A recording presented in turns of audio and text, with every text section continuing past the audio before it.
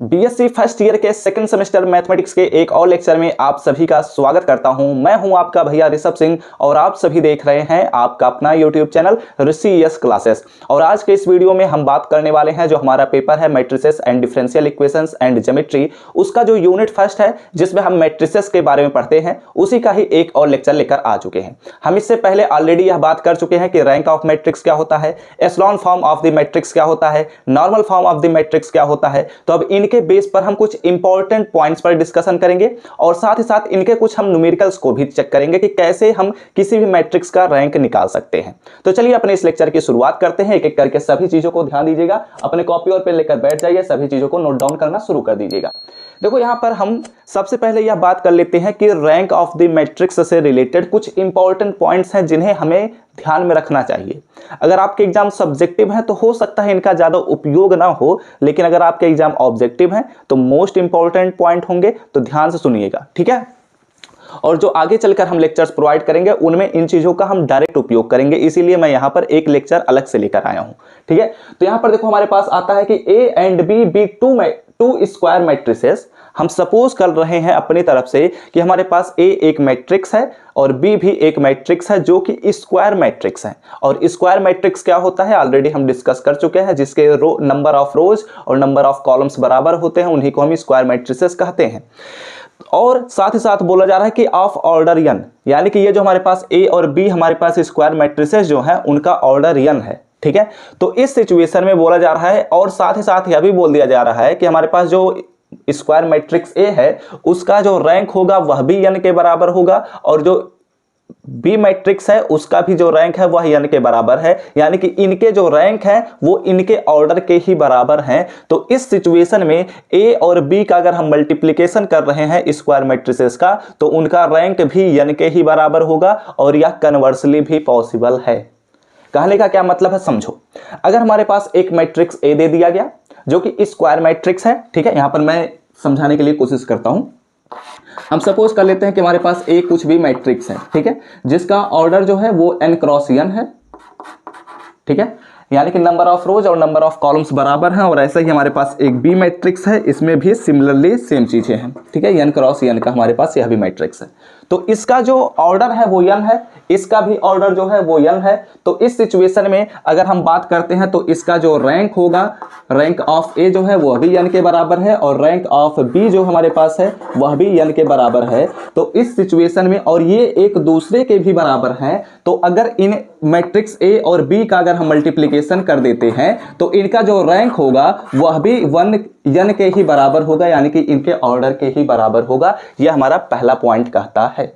इतनी बातों को समझ गए ना, तो अब चलिए दूसरे पॉइंट पर बढ़ते हैं। और एक बात का ख्याल रखिएगा, इसका रिवर्स भी पॉसिबल है, यानी कि कन्वर्स भी पॉसिबल है। अगर किसी भी दो मैट्रिक्स का मल्टीप्लिकेशन करने के पश्चात उसका जो रैंक है वो n के बराबर आ रहा है, तो यानी कि उनका जो खुद का रैंक होगा, किसी भी इन दोनों मैट्रिक्स का जो अलग अलग रैंक होगा वो भी उनके बराबर ही होगा, ठीक है। और साथ ही साथ ये भी हमारे पास उनके ऑर्डर निकल जाएंगे। ओके, अब आगे बढ़ते हैं ना, चलो बढ़ते हैं।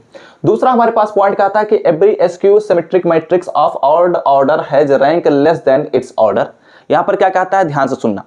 हमारे पास बोला जा रहा है क्या, एक ऑड ऑर्डर का, ऑड नंबर यानी कि ऑड और इवन नंबर, आप सभी को पता ही होगा कि 1 3 5 7 9 जो हमारे पास नंबर्स आते हैं ये सभी के सभी क्या होते हैं, ऑड होते हैं।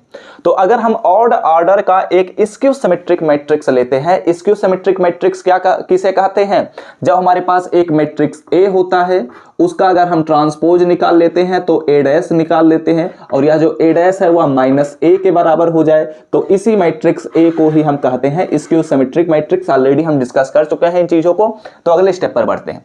तो अगर इस ए मैट्रिक्स का, जो हमारे पास मैट्रिक्स ए है जिसके लिए ये कंडीशन सेटिस्फाई हुआ है, तो ये जो हमारे पास मैट्रिक्स ए है अगर इसका ऑर्डर जो है वो ऑड है, ठीक है, ऑड ऑर्डर का अगर है तो इसका जो रैंक होगा, यानी कि रैंक ऑफ ए जो होगा वो हमेशा इस के ऑर्डर से लेस ही होगा। ये बात यहां पर बोली जा रही है, हमेशा यह लेस ही होगा, ठीक है, हमेशा यह लेस देन होगा उसके ऑर्डर को। तो अगर हम ऑड ऑर्डर को मान लेते हैं कि वह n है, ऑड के लिए हमारे पास होता है 2n + 1 या -1 होता है, ठीक है। तो यहां पर हम क्या ले लेते हैं, 2n + -1, ठीक है, हमेशा उससे लेस ही होगा, कभी भी उससे ग्रेटर नहीं हो सकता, कहने का ये मतलब है। ठीक है, फिलहाल ये बस आप सभी को समझने के लिए था। और एक बात का ख्याल रखिएगा, अगर आपके एग्जाम ऑब्जेक्टिव हुए हैं तो इनके बेस पर जरूर क्वेश्चंस आते हैं। ठीक है, और सब्जेक्टिव है तो आप सभी को बस ये चीजें समझ लेनी चाहिए, प्रूफ नहीं पूछी जाती है। ठीक है, और इसको हम न्यूमेरिकली बहुत ज्यादा उपयोग करते हैं। यहां पर बोला जा रहा है तीसरे में कि अगर हमारे पास कोई एक नॉन जीरो कॉलम मैट्रिक्स है, बी हमारे पास एक नॉन जीरो रो मैट्रिक्स है, तो इस सिचुएशन में उन दोनों का अगर हम मल्टीप्लीकेशन करते हैं, उनका रैंक निकालते हैं, तो वो हमेशा 1 के ही बराबर आता है। अब ऑलरेडी हम आप सभी को बता चुके हैं कि कॉलम मैट्रिक्स क्या होता है, रो मैट्रिक्स क्या होता है। तो अगर हमारे पास एक मैट्रिक्स ए है, आई होप आप सभी को यहां पर दिख जाए, बस मैं समझाने के लिए बात कर रहा हूं। तो ए हमारे पास एक मैट्रिक्स है जिसे हम मानते हैं कि नॉन जीरो कॉलम मैट्रिक्स है, यानी कि A00 भी हम मान सकते हैं, या फिर A1 A2 A3 भी मान सकते हैं, कोई दिक्कत नहीं है, बस नॉन जीरो कॉलम मैट्रिक्स होना चाहिए। बी हमारे पास कोई मैट्रिक्स है जो कि कुछ इस प्रकार है, हम सपोज कर लेते हैं ये रो मैट्रिक्स होना चाहिए। ठीक है, तो हम सपोज कर लेते हैं कि B1 B2 और B3 हमारे पास है। ठीक है, यही तो बोली जा रही है बात, देख लेते हैं एक बार। A be a non-zero column matrix and B be a non-zero row matrix. Then अब इस सिचुएशन में इसे मैं बना लेता हूं A1 और A2 और इसे मैं बना लेता हूं A3। तो इनका जब हम मल्टीप्लिकेशन करेंगे A और B का, और इनका अगर हम रैंक निकालते हैं तो ये हमेशा 1 के ही बराबर आता है, इस बात का ख्याल रखिएगा। ठीक है, ये काफी इंपॉर्टेंट थ्योरम है, तो आप लोग अगर स्क्रीनशॉट लेना चाहें तो ले सकते हैं। अब चलिए हम कुछ न्यूमेरिकल्स पर बात करते हैं। तो चलिए अब हम एक न्यूमेरिकल को सॉल्व करते हैं जो कि काफी अच्छा न्यूमेरिकल है। वैसे तो मैं इसे रैंक ऑफ द मैट्रिक्स वाले लेक्चर में ही बताने वाला था, लेकिन फिलहाल वह वीडियो बड़ा होने लग गया था, इसलिए मैंने छोड़ दिया था। ठीक है, अब इस वीडियो में हम इसे कवर अप करने वाले हैं, इस क्वेश्चन को सॉल्व करने वाले हैं। यहाँ पर बोला जा रहा है कि find the value of x, हमें एक्स का वैल्यू कैलकुलेट करना है जो यहाँ पर मैट्रिक्स में दिया गया है। साथ ही साथ यह भी बोल दिया गया है कि इस मैट्रिक्स ए का जो रैंक है वो लेस और इक्वल टू 2 है। ठीक है, तो अगर इस मैट्रिक्स को ध्यान से देखो तो ये 3x3 का मैट्रिक्स है, और अगर इस मैट्रिक्स का ऑर्डर 2 या 2 से छोटा है, ठीक है, तो इसका मतलब क्या हुआ कि हमारे पास एक स्क्वायर मैट्रिक्स है। देखो, एक स्क्वायर मैट्रिक्स है, 3 number of rose 3 number of columns, इसलिए यह एक स्क्वायर मैट्रिक्स है। और इस मैट्रिक्स का जो ऑर्डर जो रैंक है वो इस के ऑर्डर से छोटा है, यानी कि 3 से छोटा है। यह बात तो गारंटी के साथ है, क्योंकि या तो 2 है या तो 2 से छोटा है, यानी कि 3 से छोटा ही होगा। तो इसका मतलब यह हुआ कि हमारे पास यह जो मैट्रिक्स होगा वह सिंगुलर मैट्रिक्स होगा, क्योंकि मैं आप सभी को ऑलरेडी यह बात बता चुका हूं कि जब किसी भी मैट्रिक्स को रैंक ऑफ द मैट्रिक्स वाले लेक्चर में मैंने बताया था कि for any matrix, for N E square matrix A, rank of A is less than the order of the matrix if and only if the matrix A is singular matrix। ठीक है, तो उसका भी हम कॉन्सेप्ट यहां पर यूज कर सकते हैं, यानी कि इस मैट्रिक्स का जो यह जो हमारे पास जब सिंगुलर मैट्रिक्स बन गया है तो इसका जो डिटरमिनेंट वैल्यू होगा वह 0 के बराबर होगा। ये तो एक कॉन्सेप्ट यूज कर सकते हैं। दूसरा कॉन्सेप्ट भी हम यूज कर सकते हैं कि अगर हमारे पास मैट्रिक्स ए जो है उसका रैंक हमारे पास इसके ऑर्डर से छोटा है, यानी कि 2 या 2 से छोटा है। ठीक है, तो यानी कि यह भी बात क्लियर हो चुकी है कि इसका एक हम 3 माइनर बनाएंगे तो 3 माइनर जो होगा वह 0 के बराबर हो जाएगा, यानी कि ओवरऑल कहने का मतलब यह है कि इस मैट्रिक्स का डिटरमिनेंट वैल्यू 0 के बराबर ही होगा, कहने का यह मतलब है। तो इसी पर हमें सॉल्व करना है। तो हम दोनों ही तरीकों में से किसी भी एक तरीके को हम अप्लाई कर सकते हैं। तो चलिए हम एक तरीके को अप्लाई करते हैं। सिंस, ठीक है, सिंस हमारे पास जो रैंक ऑफ ए है वो कितना है, 3 है। ठीक है, सॉरी, जो रैंक ऑफ ए जो है वो लेस देन और इक्वल टू 2 है, which is less than 3, and यहां पर लिख लो ऑर्डर ऑफ ए।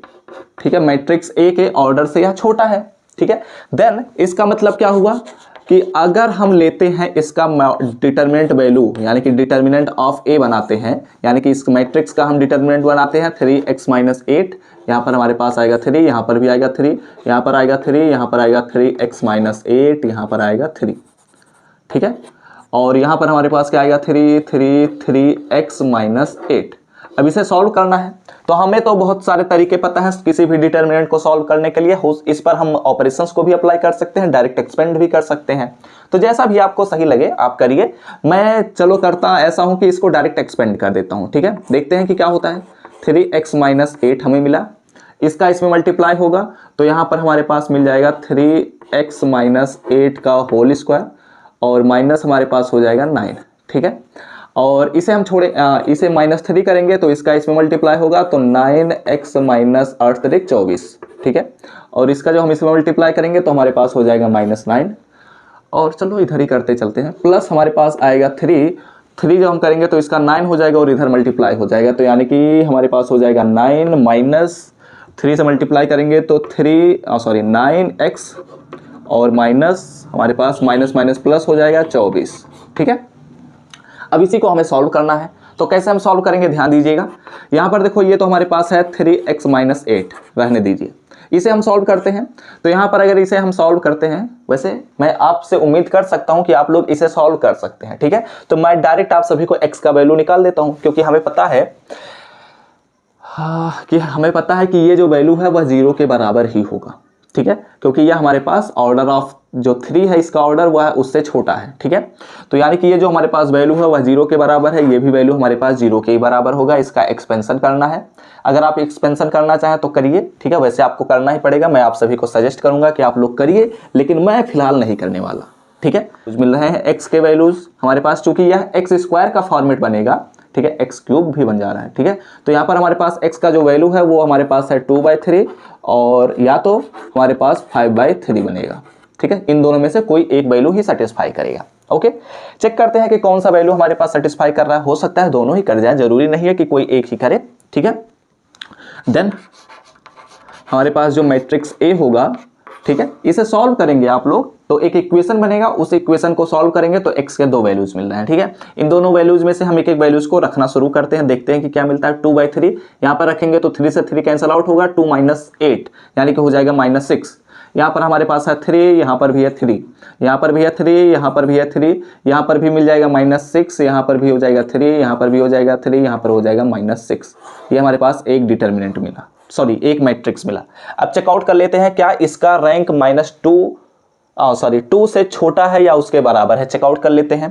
तो अगर हम चेक करते हैं इसको, तो यहाँ पर हम एलिमेंट्री ऑपरेशंस को अप्लाई कर सकते हैं। इसको अप्लाई करेंगे तो ये हमारे पास हो जाएगा 0, इसको अप्लाई करेंगे ये हो जाएगा 0, और इस प्रकार अगर ध्यान से देखो तो हमारे पास एक रो ऐसा बन रहा है जो 0 के बराबर हो जा रहा है। अगर आप लोग चेकआउट करना चाहें तो चेकआउट कर सकते हैं, नॉर्मल लेवल पर कर लीजिए, कोई दिक्कत नहीं है।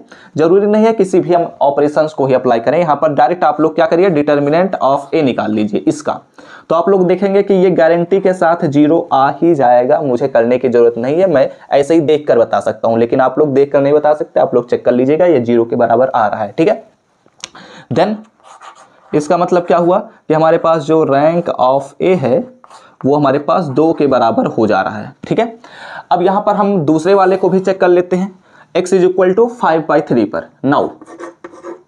नाउ अब हम क्या करने वाले हैं, x = 5/3। अब इसको अगर हम चेकआउट करते हैं तो हमारे पास जो मैट्रिक्स ए है वो कितना हो जाएगा, तो 3 से 3 कैंसिल आउट होगा, यहाँ पर बचेगा 5 में से 8, तो हमारे पास मिलेगा -3। यहाँ पर हमारे पास है 3, यहाँ पर भी है 3, यहाँ पर है 3, यहाँ पर है 3, यहाँ पर आएगा -3, और यहाँ पर आएगा हमारे पास 3, और यहाँ पर आएगा 3, और यहाँ पर आएगा -3। ठीक है, एक बारी मैं चेक कर लूँ मैं गलत तो नहीं ना कर रहा। ये बन गया, तो आप देखो यहाँ पर देन अगर हम इसका डिटर्मिनेंट निकालते हैं, डिटर्मिनेंट ऑफ ए निकालते हैं, तो यह 0 के बराबर आएगा। आप सॉल्व करके देख सकते हैं, डिटर्मिनेंट निकालना तो मैं नहीं सिखाऊंगा, तो आप लोग इसका डिटर्मिनेंट निकालिएगा, डायरेक्ट देखिएगा या 0 के बराबर आ रहा है। तो अगर इसका ऑर्डर 3×3 है, ठीक है, या ऑर्डर ऑफ द मैट्रिक्स जो है वह 3 है, तो इसका जो हमारे पास अगर हम डिटर्मिनेंट निकाल रहे हैं या फिर कहें 3 माइनर निकाल रहे हैं तो वह 0 के बराबर आ रहा है। सो अगर हम एक 2 माइनर निकालें, 2 माइनर ऑफ ए, हम एक 2 माइनर बनाते हैं इसका, तो उसको अगर हम लेते हैं -3 और 3 -3 को ले लेते हैं। ठीक है, कोई भी ले सकते हैं, कोई दिक्कत नहीं है, लेकिन एक हमें चेक करना है कि वह 0 के बराबर ना हो, तभी तो हम कहेंगे कि इसका रैंक जो है वह 2 के बराबर आ रहा है। तो अगर इसे हम चेकआउट करें तो ये हो जाएगा माइनस से माइनस मल्टीप्लाई होगा तो 6 हो जाएगा, यहाँ पर आया 6, 3 से 3 मल्टीप्लाई होगा तो 9 होता है ना, और यहाँ पर देखो हमारे पास आएगा माइनस, मल्टीप्लाई करेंगे तो हमारे पास आ रहा है 9, तो ये तो हो गया 0। तो ये जब 0 के बराबर आ जा रहा है तो खैर कोई बात नहीं, और भी माइनर्स इसके बन सकते हैं ना, तो और भी कुछ हम माइनर्स को चेकआउट कर लेते हैं। ठीक है, यहाँ पर फिलहाल स्पेस नहीं है, यहाँ पर मैं चेक कर देता हूँ। अगर हम एक और माइनर को बनाते हैं, 2 माइनर ऑफ ए, तो वह हम बना लेते हैं कुछ ऐसा, 3 और -3 और 3 और 3 को हम बना लेते हैं। तो इसका जो हम सॉल्व करेंगे तो यहाँ पर हमें क्या मिलेगा, 3 से 3 मल्टीप्लाई होगा 9, 3 से 3 मल्टीप्लाई होगा तो माइनस माइनस प्लस हो जाएगा 9, और यहाँ पर देखो ये 18 आ गया, जो कि 0 के बराबर नहीं है। सो इसका मतलब क्या हुआ कि हमारे पास जो रैंक ऑफ ए है वो हमारे पास 2 के बराबर है, क्योंकि हमने 2 माइनर 1 निकाला जो कि 0 के बराबर नहीं हो रहा था, और 3 माइनर हमने निकाला जो कि 0 के बराबर हो गया था, इसलिए इस मैट्रिक्स का रैंक 2 है। ऐसे ही सेम प्रोसेस यहाँ पर भी हम निकालेंगे। 3 माइनर हमने निकाला तो वह 0 के बराबर आ गया। अब एक ऐसे माइनर को खोजिए जो 2 माइनर हो, जो कि 0 के बराबर ना हो। तो यहाँ पर वैसे भी देख सकते हैं, ये तो हमारे पास खैर 0 हो जाएगा, लेकिन ये वाला माइनर अगर हम बनाते हैं 2 माइनर, यहाँ पर लिख लेते हैं हियर, ठीक है, 2 माइनर। तो यहाँ पर जो 2 माइनर हम बनाते हैं एक, वो हमारे पास क्या होगा, ऐसे बना लेते हैं 3 - 6 और 3 और 3 हमारे पास आ गया। इसे अगर हम सॉल्व करेंगे, ये दोनों एलिमेंट मैंने उठाया है, ठीक है। अगर इसे हम सॉल्व करते हैं तो 3 × 3 9 हो जाएगा, और माइनस माइनस प्लस हो जाएगा, 6 × 3 18 हो जाएगा। तो ये ओवरऑल वैल्यू हमारे पास 27 आ रही है, यानी कि रैंक ऑफ दिस मैट्रिक्स वो भी 2 के बराबर आ गया, रैंक ऑफ दिस मैट्रिक्स वो भी 2 के बराबर आ गया, यानी कि हमारे पास x का जो वैल्यू है वो 2/3 और 5/3 ही होगा, ठीक है। तो ऐसे क्वेश्चंस आप सभी के एग्जाम में देखने के चांसेस रहेंगे, तो फिलहाल स्क्रीनशॉट लीजिए। तो उस न्यूमेरिकल को भी समझ चुके हैं, तो अब कुछ और पॉइंट्स को लिखते हैं। काफी इंपॉर्टेंट पॉइंट्स आते हैं। The rank of a matrix does not change by a series of elementary operations. कहता है कि अगर हमारे पास एक मैट्रिक्स है और उस मैट्रिक्स पर हम कितना भी उस पर ऑपरेशंस अप्लाई कर दें, जो हम एलिमेंट्री ऑपरेशंस को पढ़े हैं, उससे उस मैट्रिक्स के रैंक में कुछ भी बदलाव नहीं होता, ठीक है। ये बात हमेशा ध्यान में रखना, ओके। यानी कि किसी भी मैट्रिक्स पर हम कितना भी ऑपरेशंस अप्लाई करें, उनके एलिमेंट्री ऑपरेशंस को हम कितनी बार भी अप्लाई कर दें, उसका रैंक कभी भी चेंज नहीं होता। और ये काफी इंपॉर्टेंट लाइन है, ठीक है। बहुत ही छोटा लाइन है लेकिन काफी इंपॉर्टेंट है। उसके बाद हमारे पास दूसरा पॉइंट बोल रहा है, the rank of a matrix of order m cross n is R if and only if it can be reduced to the normal form by a finite number of elementary operations. क्या कहता है कि अगर हमारे पास एक matrix है जिसका order m cross n है, और इस मैट्रिक्स का जो रैंक है वो r है, इफ एंड ओनली इफ, केवल और केवल तब जब उसे हम नॉर्मल फॉर्म में रिड्यूस्ड कर दें, और इसमें जो हमारे पास IR मिले, यानी कि आइडेंटिटी मैट्रिक्स जो मिले, उसका ऑर्डर हमारे पास R होगा, तभी हम कहेंगे कि वह जो हमारे पास मैट्रिक्स है उसका रैंक R होगा, ठीक है। और इसे हम कैसे रिड्यूस्ड करते हैं, इसे हम एलिमेंट्री ऑपरेशंस की सहायता से रिड्यूस्ड करते हैं, ठीक है। तो दूसरे शब्दों में भी कह सकते हैं कि अगर हमारे पास एक मैट्रिक्स है, ठीक है, उसका ऑर्डर m क्रॉस n है, तो अगर उसे हम रिड्यूस्ड कर दे रहे हैं नॉर्मल फॉर्म में, तो उसका जो हमारे पास आइडेंटिटी मैट्रिक्स मिलेगा, उतना जो हमारे पास आइडेंटिटी मैट्रिक्स मिलेगा, उसका जो ऑर्डर होगा वही उस मैट्रिक्स का रैंक होगा। और इसे हमने पिछले लेक्चर में भी समझा था, जो आप सभी को न्यूमेरिकल में करा रहा था। तीसरे पॉइंट पर बढ़ते हैं कि if A is a matrix of order m cross n of rank R, then there exist 2 non singular matrices P and Q such that कि P को अगर हम मैट्रिक्स A से ऑपरेट करते हैं, मल्टीप्लाई करते हैं, और उसे को हम Q से मल्टीप्लाई करते हैं, तो हमारे पास normal form of the matrix A मिलता है। क्या कहता है कि अगर हमारे पास एक मैट्रिक्स A है, ठीक है, जिसका ऑर्डर m क्रॉस n है, और इसका जो रैंक है वो हमारे पास R आता है, इसी मैट्रिक्स A का जो रैंक है वो R दिया गया है, तो वहां पर हमारे पास 2 ऐसे नॉन सिंगुलर मैट्रिक्स एग्जिस्ट करेंगे, P और Q, जो कि कुछ इस प्रकार होंगे कि अगर उनका हम उसी मैट्रिक्स A से एक को लेफ्ट साइड से एक को राइट साइड से ऑपरेट कराएं, तो हमारा नॉर्मल फॉर्म उसी मैट्रिक्स का मिल जाता है। और नॉन सिंगुलर मैट्रिक्स ऑलरेडी मैं आप सभी को समझा चुका हूं कि सिंगुलर मैट्रिक्स क्या होता है और नॉन सिंगुलर मैट्रिक्स क्या होता है। अगले पॉइंट पर बढ़ते हैं। The rank of the product of 2 matrices can not exceed the number the rank of either matrix. बहुत ही ज्यादा इंपॉर्टेंट यह लाइन हमारे पास बोल रहा है कि अगर हमारे पास, ठीक है, काफी इंपॉर्टेंट लाइन है, तो ध्यान दीजिएगा, ये आप सभी के एग्जाम में पूछा जाता है, जैम लेवल तक का यह क्वेश्चन काफी अच्छा बनता है। इससे कह रहा है कि अगर हमारे पास एक मैट्रिक्स A है और दूसरा मैट्रिक्स हमारे पास आता है B, ठीक है, A मैट्रिक्स एक है और B मैट्रिक्स एक है, इन दोनों का अगर हम ऑपरेशन कर दें, मल्टीप्लिकेशन कर दें, और इनका अगर हम रैंक निकाल लेते हैं, तो इसका जो रैंक होगा वो हमेशा लेस देन होगा मिनिमम ऑफ, ठीक है, लेस और इक्वल भी कह सकते हैं, मिनिमम ऑफ रैंक ऑफ ए, यानी कि मैट्रिक्स ए का जो रैंक होगा और जो हमारे पास बी का जो मैट्रिक्स है, जो बी मैट्रिक्स है उसका जो रैंक होगा, इनमें से जो छोटा होगा उसी के ही यह बराबर या उससे छोटा इसका रैंक होगा। इस बात का ख्याल रखिएगा, ठीक है, ये काफी इंपॉर्टेंट लाइन है। फिलहाल आप लोग इसका स्क्रीनशॉट ले लीजिए। आई होप आप सभी को क्लियर दिख रहा होगा। तो अब हम बात करते हैं कि इक्विवेलेंट मैट्रिक्स क्या होता है। हेडिंग डाल दीजिए आप लोग। एक चीज का ख्याल रखिएगा, जैसे हम जानते हैं कि इक्वल मैट्रिक्स क्या होता है, ऑलरेडी हम इस पर बात कर चुके हैं कि जब दो मैट्रिसेस के हर एक एलिमेंट एक दूसरे के बराबर हो जाते हैं तो उसे इक्वल मैट्रिक्स कहते हैं। अब सवाल उठता है कि इक्विवेलेंट मैट्रिक्स क्या होता है। तो इक्विवेलेंट मैट्रिक्स उन प्रकार के मैट्रिसेस को हम कहते हैं जब हम किसी भी दो मैट्रिक्स को उठाते हैं और एक मैट्रिक्स को हम दूसरे मैट्रिक्स द्वारा प्राप्त कर लेते हैं बाय एलिमेंट्री ऑपरेशंस। अगर हम रो ऑपरेशन से हम प्राप्त करते हैं तो उसे रो इक्विवेलेंट मैट्रिक्स कहते हैं। अगर हम कॉलम ऑपरेशन से प्राप्त करते हैं तो उसे कॉलम इक्विवेलेंट मैट्रिक्स कहते हैं। इस बात का भी ख्याल रखिएगा। ओवरऑल इक्विवेलेंट मैट्रिक्स उन प्रकार के मैट्रिसेस को कहते हैं जब हम किसी भी एक मैट्रिक्स को दूसरे मैट्रिक्स द्वारा प्राप्त कर लें तो उसी को ही हम कहेंगे कि वह हमारे पास इक्विवेलेंट मैट्रिक्स है। तो यहां पर डिफिनेशन लिखा गया है कि A matrix A is said to be equivalent matrix to matrix B if the matrix B is obtained from A by elementary operations। इस बात का ख्याल रखिएगा कि हम किसी भी मैट्रिक्स A को हम कहेंगे कि वह इक्विवेलेंट मैट्रिक्स है किसी मैट्रिक्स B के लिए जब हम B मैट्रिक्स को A मैट्रिक्स द्वारा प्राप्त करते हो बाय एलिमेंट्री ऑपरेशंस। ठीक है, फॉर एग्जांपल अगर यहां पर हम बात करते हैं, एक एग्जांपल के तौर पर भी हम बात कर लेते हैं। हम सपोज कर लेते हैं कि हमारे पास एक मैट्रिक्स है A और 1 मिल जाएगा। ठीक है, तो अब इन दो मैट्रिसेस को देखो। तो अगर हम दो मैट्रिसेस को देख रहे हैं, ध्यान से देखो, तो हम कह रहे हैं कि ए जो हमारे पास मैट्रिक्स है वह बी मैट्रिक्स के इक्विवेलेंट है। कब होगा? जब हम बी मैट्रिक्स को ए मैट्रिक्स द्वारा एलिमेंट्री ऑपरेशंस के द्वारा प्राप्त कर लें। तो अब हम क्या करते हैं, अगर हम बी से ए को बनाना चाहते हैं तो बहुत ही आसान सा स्टेप है। मैं अपनी तरफ से ही बनाया हूं मैट्रिक्स, तो आसानी से समझ भी सकते हैं। ठीक है, तो यहां पर अब हम क्या करने वाले हैं कि यहां पर हम इसमें 2 से मल्टीप्लाई करते हैं और इसमें 4 से मल्टीप्लाई कर देते हैं। तो हमारे पास जो रो 1 है इसमें हम क्या करते हैं 2 रो 1 कर देते हैं और साथ ही साथ यहाँ पर हमारे पास जो रो 2 है, ठीक है, इसमें 4 रो 2 करते हैं। तो इसे अगर हम सॉल्व करेंगे तो ध्यान दीजिएगा कैसे हम सॉल्व करते हैं। चलना यार, ठीक है, तो अगर यहाँ पर इसे हम सॉल्व करते हैं, वैसे ये वाला साइन नहीं बनता, ये वाला साइन बनता है। तो यहाँ पर हमारे पास क्या मिलेगा, जब हम 2 से मल्टीप्लाई कर रहे हैं रो में तो हमारे पास 2 मिल जाएगा, यहाँ पर 4 मिल जाएगा, यहाँ पर 6 मिल जाएगा, यहाँ पर 0, यहाँ पर हमारे पास मिल जाएगा। 4 से मल्टीप्लाई कर रहे हैं तो यहाँ पर हो जाएगा हमारे पास 8। क्या मिल जाएगा? 8 हमारे पास हो जाएगा। जब यहाँ पर 8 हो गया और यहाँ पर हमारे पास 4 मिल जाएगा और ये हमारे पास 0 0 1।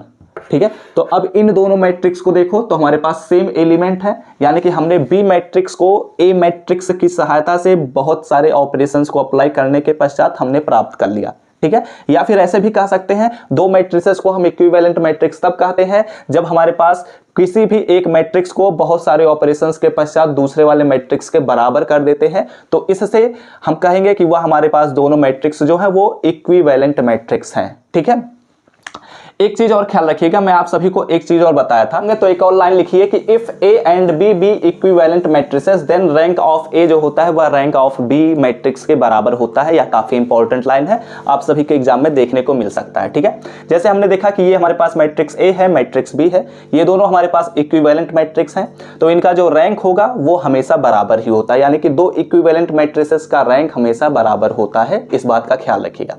अब एक चीज और मैं आप सभी को ऑलरेडी बताया हूं कि जब हमारे पास जो एशेलॉन फॉर्म ऑफ ए मैट्रिक्स होता है वो कभी भी यूनिक नहीं होता है। मैंने एक लाइन लिखवाया था ना कि echelon form of a matrix is not always unique, हमेशा वह यूनिक नहीं होता। इसके पीछे का लॉजिक भी यहीं से क्लियर होता है। अगर ध्यान से देखो तो ये हमारे पास एक ऐसा मैट्रिक्स है जो कि एशेलॉन फॉर्म में है। इस मैट्रिक्स को देखो, यह भी एशेलॉन फॉर्म में है, ध्यान से देख लो, ये भी एशेलॉन फॉर्म में है, यह भी एशेलॉन फॉर्म में है, और ये दोनों ही मैट्रिक्स जो है हमारे पास इक्विवेलेंट मैट्रिक्स हैं। तो हम इस मैट्रिक्स से इसको भी प्राप्त कर सकते हैं, इस मैट्रिक्स से हम इसको भी प्राप्त कर सकते हैं।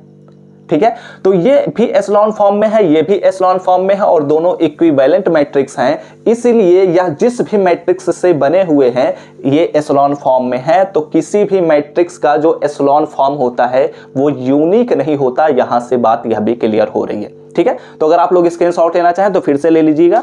अब इसी के साथ इस वीडियो को समाप्त करते हैं और हमारे पास अब हमारा कॉन्सेप्ट लगभग खत्म हो चुका है। हर एक चीज को हम काफी अच्छे लेवल से तैयारी कर भी रहे हैं। तो अब जो अगला लेक्चर आएगा उसमें हम इनवर्स ऑफ ए मैट्रिक्स पर बात करेंगे और आई थिंक 2 लेक्चर मैं लगाऊंगा। 2 लेक्चर में हम इनवर्स ऑफ ए मैट्रिक्स का कॉन्सेप्ट खत्म करेंगे। उसके बाद हमारा यूनिट फर्स्ट कंप्लीट हो जाएगा। तो वीडियो अच्छा लगा हो तो लाइक कर दीजिएगा, साथ ही साथ कमेंट करके बता दीजिएगा कि आप सभी को ये सभी चीजें समझ में आई हैं या नहीं। और अगर नहीं समझ में आया हो तो पहले लेक्चर से देखो, ताकि आप सभी को जब 11वें लेक्चर पर आप पहुंचेंगे तो आपको सब कुछ समझ में आने लग जाएगा। ठीक है।